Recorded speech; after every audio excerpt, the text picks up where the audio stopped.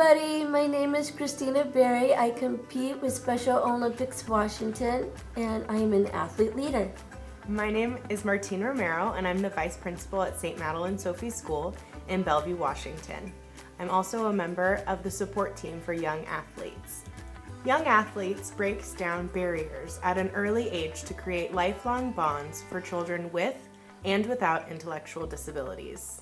That's right, Young Athletes is for children with and without disabilities, ages 2 to 7. The activities can be done in a variety of settings, including at school, at home, or in the community. Sessions usually last around 30 minutes and are most beneficial when offered 1 to 3 times per week. The activities were created by physical therapists and focus on 8 basic skills that all children need for gross motor skill development.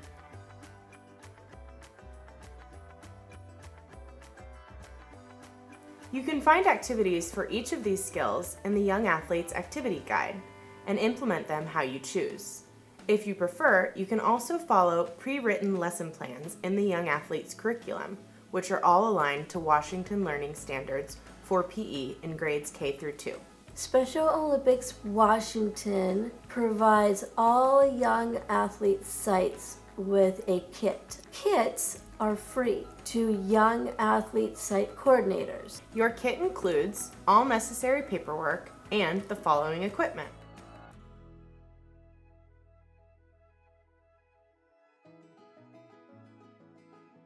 You can also find substitutes for these items in the Young Athletes Activity Guide.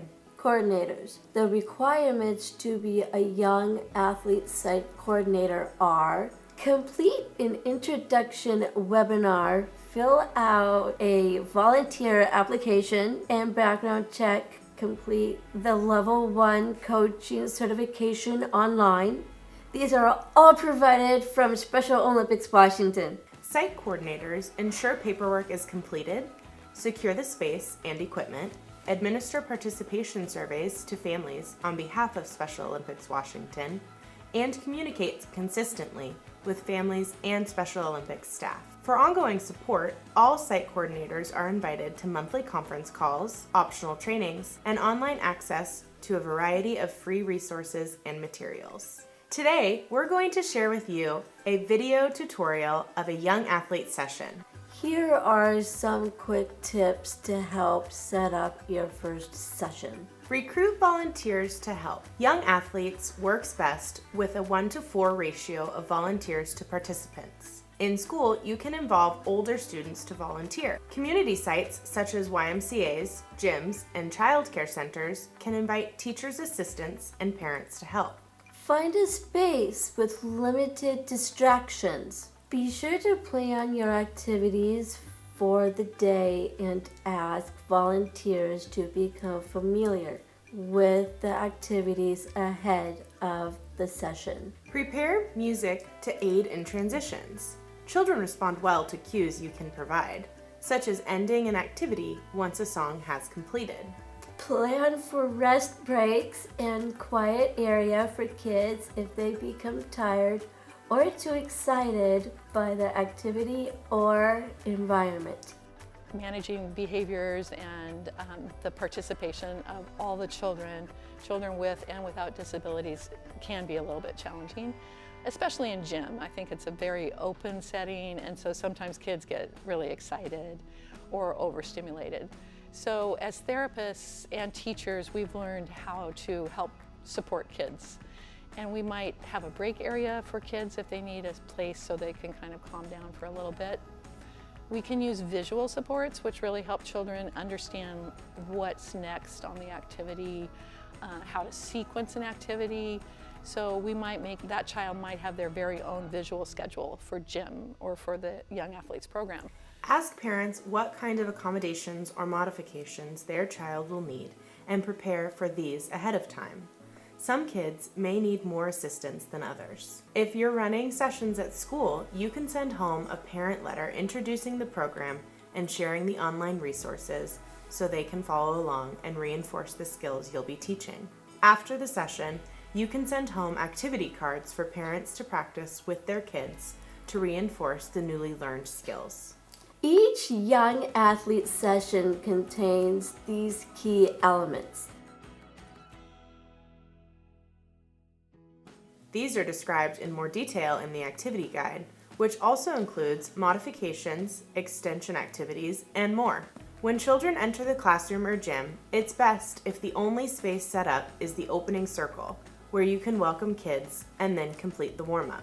Invite kids to sit on the floor markers to get ready for the warm-up. It's okay if this doesn't happen on the first day. It takes time. And a fun warm-up can include songs and games and stretching. You can find examples in the activity guide.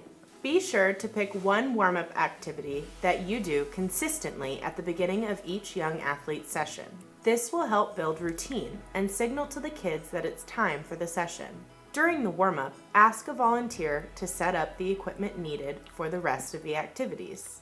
Sometimes you may need to use 2 spaces and run some of the activities in another room. After the warm-up, it's time for individual skill development. This allows children to focus on their individual growth and success. Select a skill and activity from the guide and run it as a singular activity, or select several activities and set up different stations. It's a good idea to allow kids to practice each activity for about 5 minutes, often to music.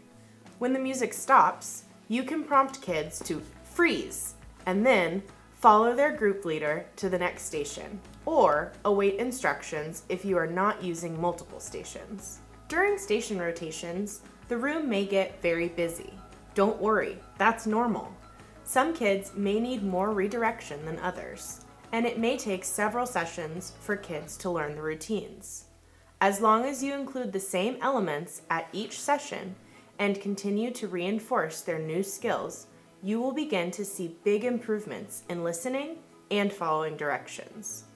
As a reminder, the online resources include short video clips demonstrating each of the activities, as well as modifications and accommodations. After the individual skill development, you can lead a group game or activity. You can begin the group game or activity with a music and movement song to refocus the kids. Sample songs are in the activity guide and online. To end your session, bring the kids back to the circle area and include a cool down activity or a closing song. Remember, whichever song you choose should be repeated at the end of each of your sessions to signal the end of the session. The way we've adapted some of the curriculum modifications of young athletes into our program has been to embed it within our gym curriculum. So we were able once a week to actually present each skill that we were working on that week to all of the students in our gym class, which would range from about 14 to 18 children. We certainly have other teachers who would come with the class and help support them. So providing enough adult support, I think, is really important. We were able to have that once a week in gym class, and then once a week out on our recess, out on the playground, we would incorporate a similar activity. So if we had an obstacle course here, we would take that obstacle course outside at recess and make sure that those kids were getting another opportunity to learn that skill. And then within our class, we were able to modify the actual activities just based on what that child needed. So for instance, if a child had difficulty with the balance beam, and that was the activity, we could adapt it how they walked. Maybe they could sidestep, or maybe they could have one foot on the floor and one foot on the balance beam.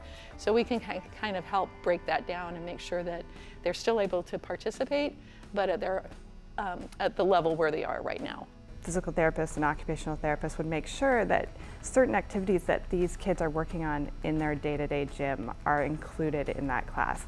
And most of the time, it was either really simple to add something or that was already in the class. Whether you're running sessions for 8 weeks or all year long, keep these ideas in mind. Once kids turn 8 years old, connect their families to the nearest Special Olympics team so they can begin competing. Many elementary schools now offer unified sports to continue the inclusive sports experience. There are also unified and traditional teams, as well as individual skill training and competition offered in the community. I think the great thing that the Young Athletes program added to our program is really that teaching these kids that they can all be athletes and showing them, introducing these families that didn't know that Special Olympics Young Athletes existed before, and showing them and introducing them to the Special Olympics program when they're so young, and so that they already know about it, so that when they turn 8 years old and they can go into the Special Olympics program, they already are familiar with it and have seen familiar faces. If you move and you use your muscles and you can participate in a sport, you can all aspire to be these great athletes. Consider organizing a Young Athletes demonstration or celebration where family members, classmates, and community members can come observe the kids demonstrating their newly acquired skills. Special Olympics Washington provides free participation ribbons which you can award kids at this time. Be sure to pass along invitations to families to participate in My First Sports Experiences and Young Athletes demonstrations held at state competitions.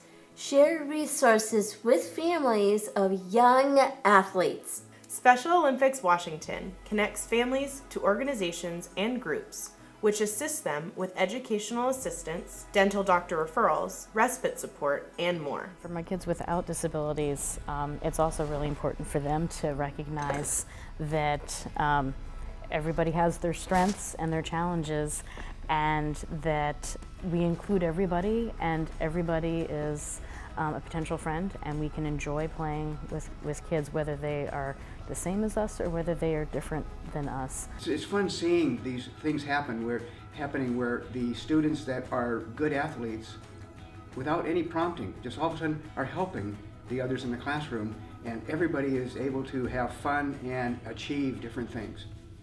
Kids with disabilities really don't have a lot of opportunities, and so this is a great place for them to come and actually participate with other peers, and then just cognitively being able to explore their environment and really learn just different skills as well. There are lots of things in the world that do push towards exclusion, and so whenever you can find those places and activities where differences are celebrated, it's all good. Thank you for your time today and for helping to make young athletes be the best they can be. This video, along with the activity guide and curriculum, is available on our website, www.specialolympicswashington.org. If you have any questions, please don't hesitate to call us at 206-362-4949. Thank you!